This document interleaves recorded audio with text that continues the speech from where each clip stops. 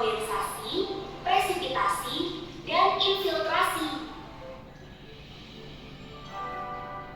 Air di laut, sungai, dan danau menguap akibat panas dari sinar matahari. Proses penguapan ini disebut evaporasi. Pada proses ini, terjadi perubahan zat cair menjadi zat gas yang terkumpul di bagian atmosfer bumi. Ada juga bentuk evaporasi atau penguapan lainnya yang terjadi pada tumbuhan atau yang biasa disebut transpirasi. Transpirasi adalah pelepasan molekul air sebagai hasil metabolisme dari tumbuh-tumbuhan. Proses siklus atau perputaran air yang terus berlangsung di bumi selanjutnya disebut dengan kondensasi. Uap air yang berasal dari proses sebelumnya akan berubah jadi awan dan akan berada di tempat tinggi karena angin. Pada tahap ini terjadi proses kondensasi atau yang lebih umum dikenal dengan pengembunan. Ketika awan berada di tempat yang makin tinggi, maka suhunya akan berubah menjadi semakin rendah. Intinya, awan akan mengalami pengembunan, membentuk titik-titik air yang akan berubah menjadi awan. Proses presipitasi adalah lanjutan dari proses kondensasi, di mana air akan turun dari awan ke permukaan atau disebut hujan. Presipitasi bisa terjadi akibat pendinginan dan penambahan uap air, sehingga air membuat awan sampai titik jenuh. Semakin banyak uap air yang terbentuk, maka tetesan air hujan yang turun akan semakin banyak. Air ini tidak hanya turun dalam bentuk hujan, tapi air bisa turun berbentuk salju. Ini karena pada saat musim dingin, uap air akan terkondensasi menjadi sejumlah es yang padat.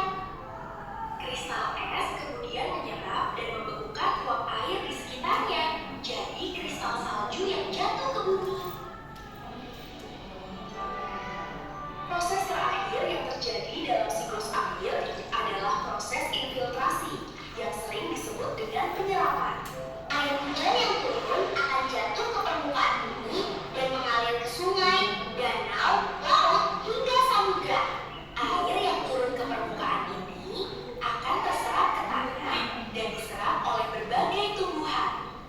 Laju infiltrasi biasanya berbeda-beda bergantung pada jenis tanah, kondisi geografis, dan jumlah air di permukaan. Tanah yang tidak bisa menyerap air dengan baik bisa memicu terjadinya bencana alam seperti banjir dan tanah longsor.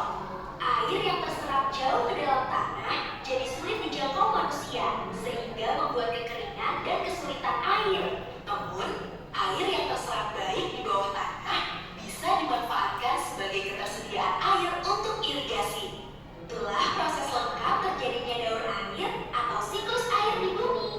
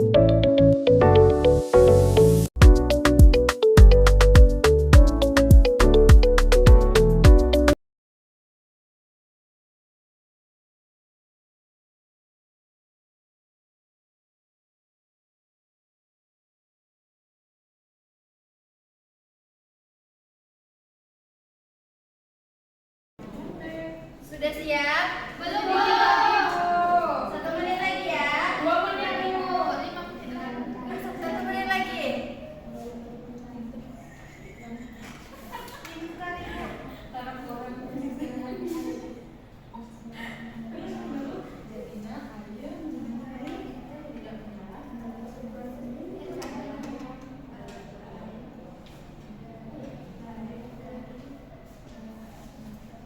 Bu, kelompok kami siap. Ya, kelompok apa namanya ini tadi? Anggrek. Kelompok anggrek sudah siap. Kelompok matahari sama kelompok mawar gimana? Coba ini lagi. Membuang sampah ke sungai tidak, kalau sumur sampah.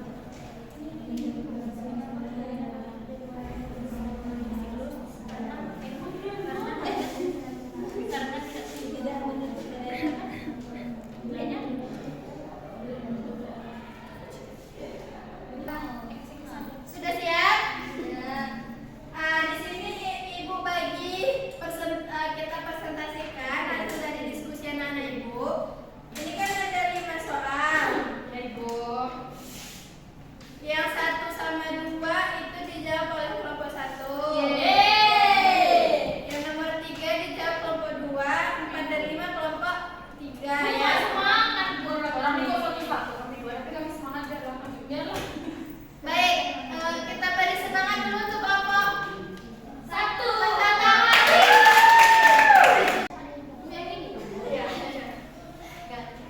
Bacalah cerita berikut ini.